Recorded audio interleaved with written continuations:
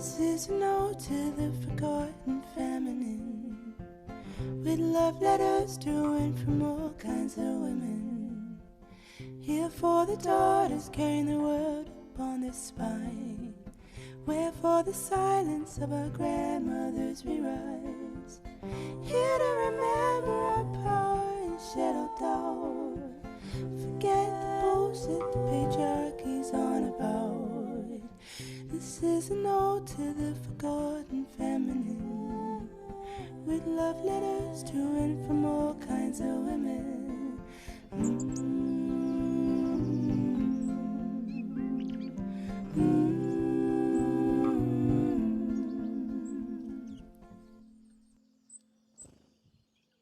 If you are a woman in the dating scene who is ready to stop wasting her time with emotionally unavailable men, or you're currently in a relationship and you're looking to take it to the next level of intimacy, in this episode, I'm talking about 5 traits that make a man stand out as physically, emotionally, and intellectually safer than others, and why these traits are so important for you to develop unshakable intimacy in your relationship to a man. Welcome to the Letters to and From Women podcast. My name is Mariana, a somatic nervous system healing guide and founder of The Enlightened Woman, and this podcast is for the women who feel invisible in their own lives. Maybe you are constantly lost, overgiving, overthinking, and abandoning your way through life just to feel enough or seen. My mission is to help women heal these survival patterns through body-based techniques and nervous system work so you can finally feel safe to be beautifully, authentically, and unapologetically yourself. And you might be wondering, if my mission is to help women, then why am I talking about men?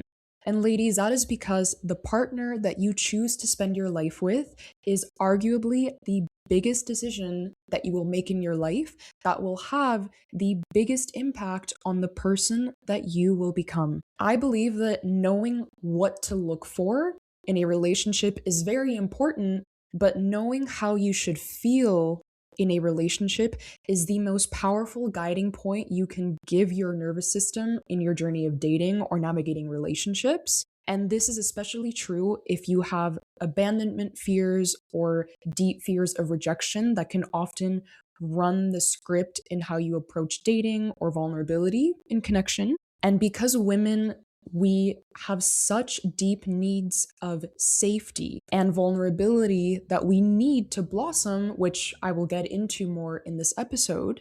Learning what makes a man able to hold this sacred space for us is truly a body-based way of choosing the right partner or helping guide our partner into this change in our current relationships so that we can develop more intimacy in the container that we build with them. So in this episode, I'm going to be talking about how the male and female nervous systems complement each other, which you will hear me refer to as feminine and masculine energies, otherwise known as the yin and the yang. And by the way, before I go further, I know that this narrative of feminine and masculine energies is something that can often get a bad rep on social media or the space of personal growth because a lot of people think that it's sexist or binary. But when I refer to feminine or masculine energy, it does not mean that a self-identifying woman should only exhibit feminine energy to be woman enough, or the same goes for men and masculine energy. We are always in a dance between these two energies within us. And personally, after being with my partner for the last year and a half, who is a man who is so deeply committed to deepening his relationship to his true masculinity, and having been in relationships prior in which softening into my feminine or even really understanding what my feminine energy was, it didn't even cross my mind because I never even thought that I could exist in a relationship without holding the weight of both roles on my back, honestly. I have learned to adore learning and embracing how these two energies dance together, complement each other, but most importantly, amplify each other. So without further ado, let's get right into it. So, the first trait of a safe man that I want to talk to you about is that a safe man doesn't try to fix you, he holds space for you to discover your own wisdom.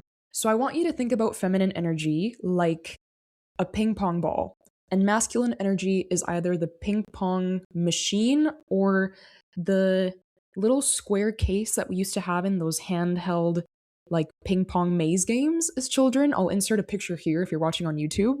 So, women, we are like a spark. Our energy is very rapidly changing.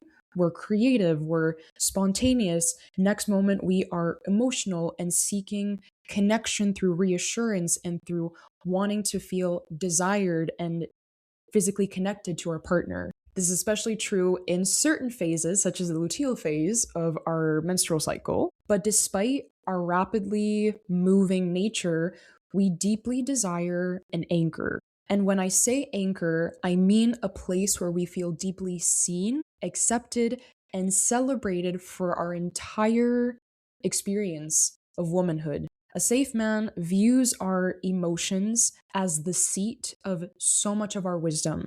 And instead of bringing you back down to earth with his logic or encouraging only logic, instead of doing that, he gives you the space to pull the answers to your challenges, to your questions out of your emotions. This can look like asking questions to better understand where you're coming from, what the seat of your worries or emotions are before he goes into giving his advice. It could also be asking if you just want to vent or be given an opinion first. And honestly, understanding that sometimes you might just need to vent because a lot of women, we are verbal processors, or encouraging you to make decisions from your place of intuition instead of defaulting to logic, even if that is what feels like the most right thing to do in his eyes or in the eyes of others.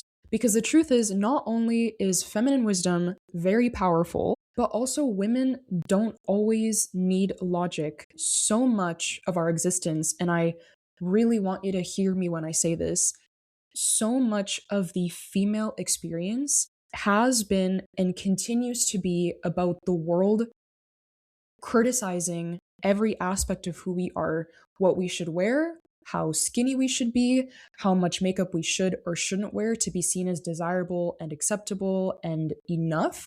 So when we show up to a relationship with all the intricacy and complexity of who we are and what we experience in our inner world, a safe man becomes the one place in the world where we don't feel constantly criticized, where we don't feel like we have to question every emotion or doubt every feeling that we experience, or feel bad for any insecurity that we feel within us. Because so often our intuition is seen as making decisions from a place of emotional volatility. We learn to override it, and a relationship can be a place where you can finally nurture it to make decisions from your authentic truth.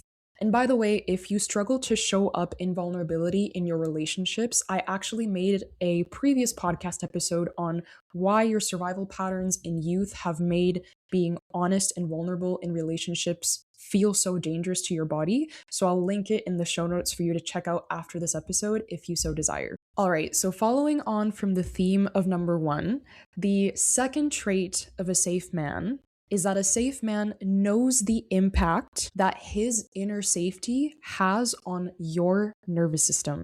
Now, I said at the beginning of this episode that women, we have a deep need to feel safe.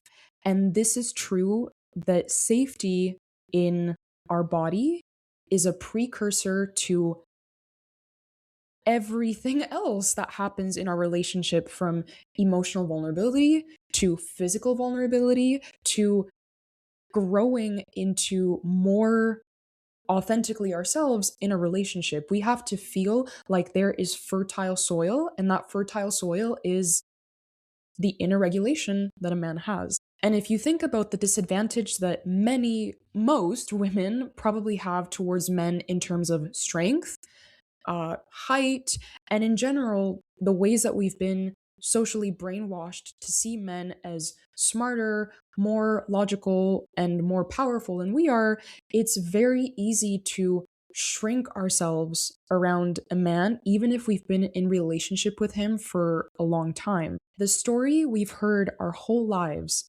is that men just want us for one thing, that they're just going to respond with logic, that they're going to run when things get heavy or emotional. And no, it is true that this is absolutely not all men. It certainly is not my partner and many other men that I know. But if you are a woman who in childhood maybe had an absent father, or you've been in previous relationships where you felt like you were carrying the weight of the relationship on your back, you were doing all the emotional labor, all the chores, all the mental load of appointments and dates and finances, the evidence that your nervous system needs to feel like it can soften into receiving and into revealing your truth for a person might be higher than somebody who has not had those experiences. And a man who is doing the work to actively feel his emotions,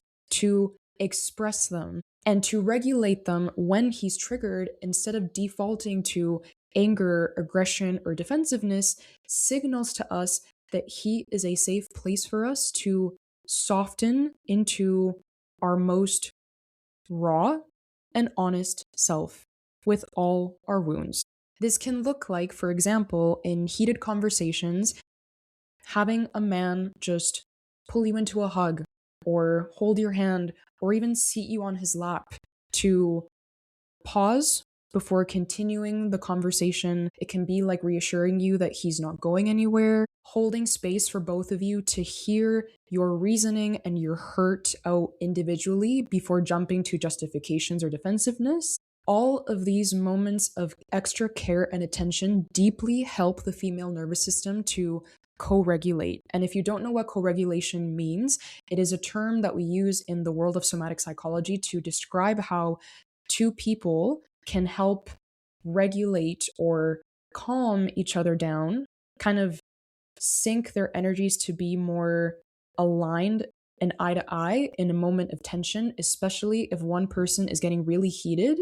And by the way, these examples that I've offered is not to signal that the man in any way, shape, or form is now becoming the one who's carrying the weight of the conflict or holding the fort down in the face of conflict.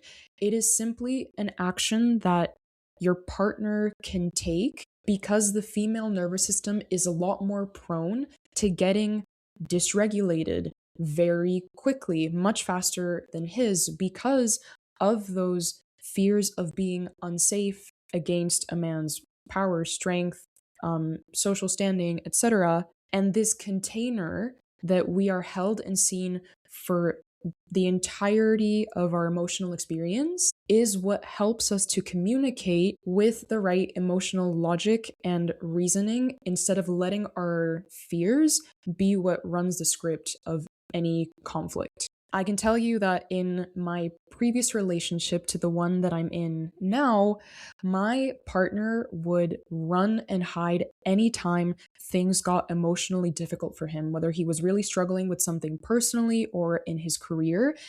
He would literally tell me, I'm going to be on Do Not Disturb for 2 days. I need to retreat into my cave and I will see you when I come back. And that might work for some people, but the version that I always got of him when he returned was the happy, healed version. The version that didn't really want to talk through problems to get other people's, i.e., my insight as his partner. He just wanted to talk about how he had improved based on what he felt was best for him.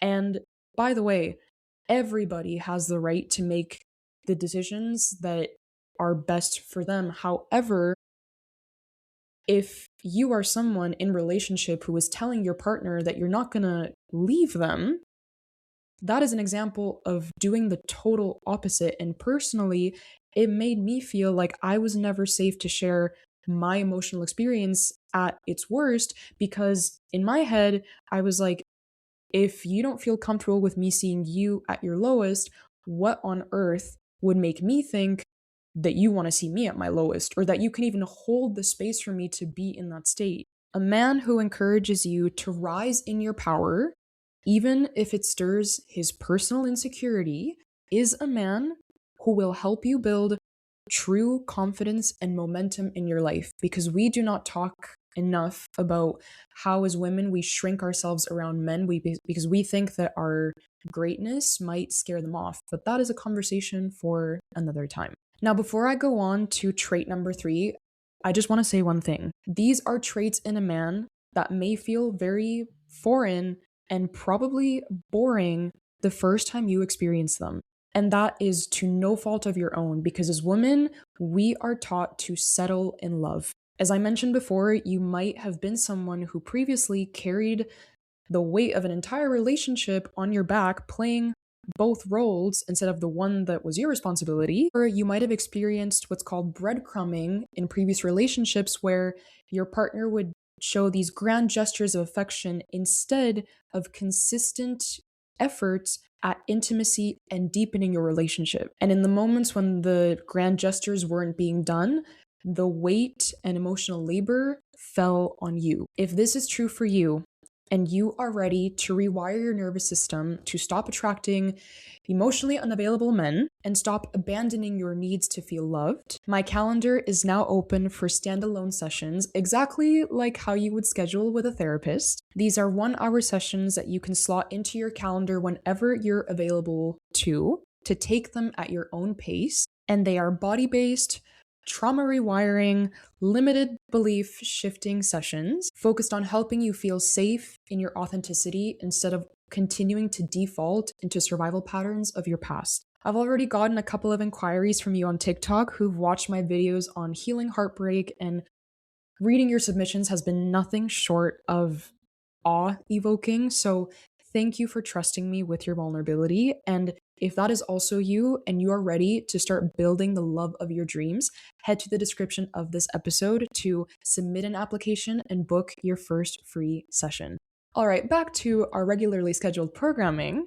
The third trait of a safe man is that a safe man knows the difference between masculinity and abuse of power. And this is a tough discernment for some, including women, because the fact of the matter is that there are not a lot of male role models out in the world who are leading relationships in a way that is meant to be a safe container for women, in a way that is meant to uplift and encourage women to rise into their power. And so when we don't have role models, we always default to what is normal versus what is unfamiliar. If masculinity is meant to be the container, the voice of stability, the voice of care and encouragement through seeing someone, through being the anchor for the feminine, complex, and oppressed experience, the shadow of that is stifling a woman's greatness, is being scared off by it, is letting a man's perhaps avoidant reaction to our emotions because they have never been encouraged to express their own.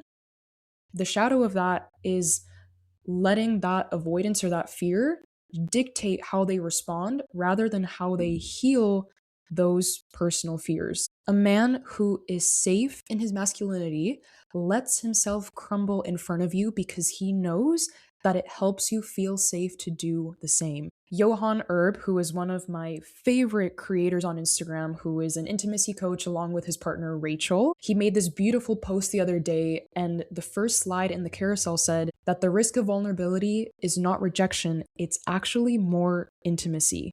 And a man who is safe and willing to deepen his masculinity knows that is the path that he has to walk through to get closer to you and to help you, in turn, get closer with yourself. And for him to get closer with himself. It's funny how that works, isn't it? And of course, because men are not encouraged to display any emotion, in fact, they're totally dissuaded and shamed for it, this is an experience that requires a lot of strength and courage, and it might show up as very messy the first times your male partner embarks on that journey with you. And as women, there's a lot of things that we can do to hold that container for them, which is an episode that I'll definitely be making in the future. So, ladies, just know that this can take time. And the most important evidence for that is that your man is genuinely trying, and he's letting you know how he's trying. He's letting you know when it's hard for him, but he's showing up anyways, rather than avoiding it or defaulting to defensiveness or saying that he's just not emotional. I encourage you to just see the little boy in him who probably did not feel like he could be heard for his emotions, and witness the magic that seeing through to that little version of him can create in your relationship. Now, on to trait number 4. A safe man knows how to separate your fears from his ego using emotional discernment.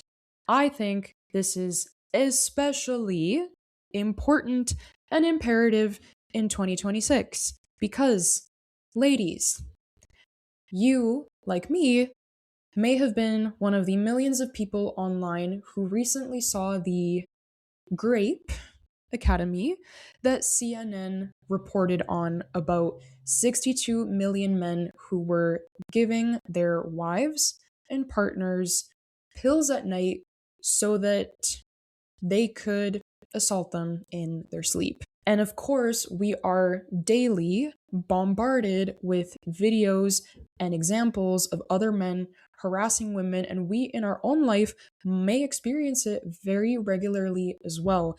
And I think if you are with a man, it's very easy, and I'm also speaking for myself here, it's very easy to carry that generalization into your relationship and for those fears of your partner being one of those men to show up in your relationship. When the news of the Grape Academy came out, I was so deeply distressed about the news and about the thought that so many women who were harmed by their partners were women who were probably given many pieces of evidence from their partner to make them think that their partner would never do something like that. And yet, here we are as outsiders witnessing some of the darkest harm done to women. And I remember I was feeling extremely anxious, and I sat my partner down and I looked at him and I just said, I know that you consistently show me that you are a safe and loyal person, but I'm having a really hard time not bringing this into our relationship right now. And instead of getting defensive and saying, I'm not like every other man, and I've shown you that, and I don't know what else you want of me, he just took a deep breath. He said, I understand why seeing that would make you feel that way. And I just want to know what you need from me right now to feel safe despite these soul shattering news. And that made me feel so infinitely reassured. It made me see that he was taking action to continue educating himself, to continue deepening his work in his masculinity based on what I expressed I needed to feel safe in that moment. And I think it was just such a wonderful example of how, as people and in relationship, we express things out of a deep need for safety in our survival that doesn't reflect necessarily on something our partner is or isn't doing. It's just a human fear. And I think for men in 2026 who see that, they accept that there are men who are making it very difficult for the actually good men to stand out and be trusted by women. The ones who are creating the biggest dent among those good men are the ones who are hearing those concerns and actively showing their partners that they are here to hold space for that. And I think it's worth mentioning too that females, we have a 28-day cycle, and there are certain phases of that cycle where our emotions can be so up and down. One moment we are making plans to move to Bali with 5 horses and start a farm with 5 children, and the next we're crying because we're never going to be this young again and we're going to lose our partner and we're not going to find them in the next life. And it's just like the beauty of the female experience. But a man who can, again, see that, accept it, hold space for it, and display curiosity towards that intricate, beautiful part of our life experience is a man who is sound in his inner world and in his masculinity. And to further that point and to wrap up this whole conversation, the 5th trait of a safe man is a safe man has deep, unshakable integrity. If he denounces assault, racism, ableism, then he is displaying that he actively denounces that in every area of his life, including not hanging out with men who throw the term gay out for fun or who slip on how they speak about women or even their partners. Ladies, if you send this to your partner or you show them one clip in this entire episode, let it be this one.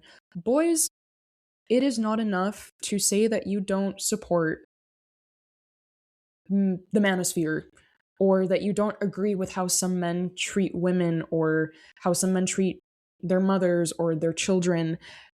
You have to actively separate yourself from spaces where that narrative is being used, because the fact of the matter is that we were all brought up in that system that normalized those things, that integrated those things into how we see the world.